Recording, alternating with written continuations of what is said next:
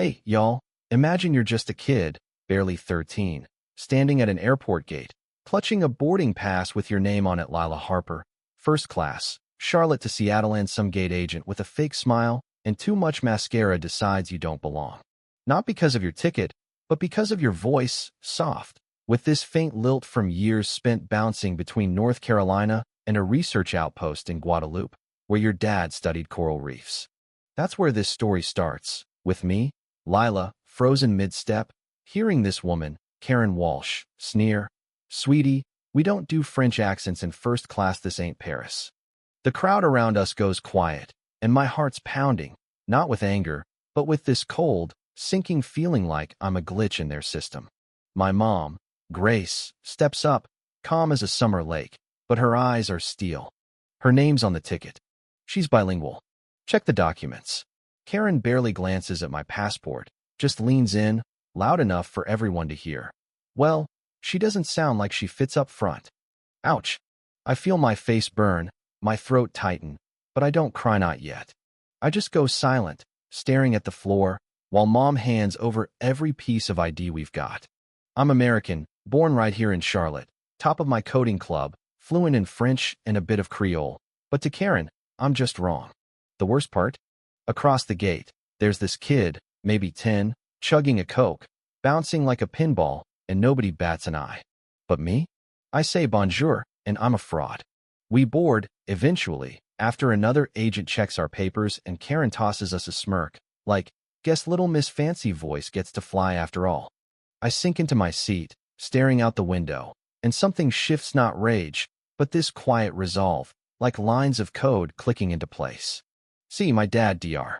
Marcus Harper, built something before he passed last year, a platform called AirGuard, a real-time ethics tracker for airline staff, logging behavior across 30 airports. And me? I've got his legacy access code, one of only 2 in the world. So, mid-flight, I pull out my laptop, log into AirGuard's beta portal, and add Karen's name. Just one tap, and a red alert pings at Skywave's headquarters in Atlanta. No drama, no speech, just a signal, blinking like a heartbeat. By the time we land, the internet's buzzing. A shaky phone video from someone's carry-on hits TikTok, showing me by a vending machine, hands folded, face blank, my AirGuard wristband glowing red for a split second. Comments flood in. She's not throwing a tantrum, that's power. Is that Lila Harper? Marcus's kid. Hashtags explode gate 17, Lila speaks. Reddit threads dissect the footage, zooming in on Karen's eye roll, her snarky, "You sound like a glitch." A leaked Skywave Slack message surfaces, shut it down. Harper kids involved. I don't post, don't retweet, just watch, sipping chamomile tea at Dad's old desk in Charlotte, while Mom flips through FAA memos, muttering, "They think you planned this." I shrug. I didn't, but we both know I've got Dad's override keys, and that's enough. Skywave's in chaos. Their stock drops 10% overnight. 2 travel agencies pull partnerships. The FAA opens a review and whispers spread about Marcus Harper's daughter. In Dallas, Skywave's board scrambles, their lawyer pale, stammering, "She's just a kid." Someone snaps back, "She's Marcus's kid." That changes everything. By sunset, Gate 17's a ghost town. Karen's escorted out, badge gone, phone blowing up with her own words looping online. "You don't belong in first class." She called me a glitch. She's done. But it's bigger than Karen. A leaked memo reveals Skywave's true fit system, quietly scoring passengers by race, accent, even pauses and speech, flagging folks like me as disruptive. It's not just one gate agent. It's a machine built to dismiss.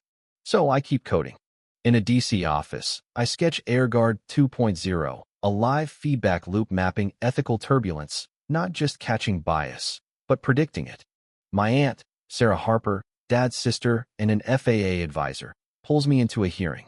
I'm 13, in Dad's old blazer, too big at the sleeves, standing before suits and cameras.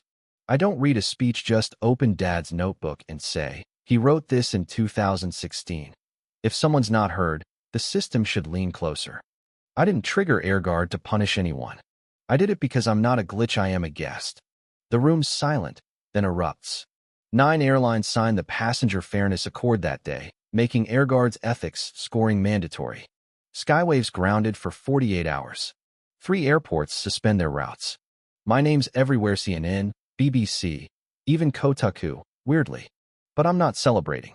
I'm coding Fair Flag, a tool to verify passenger complaints in real time, so no one's story gets buried.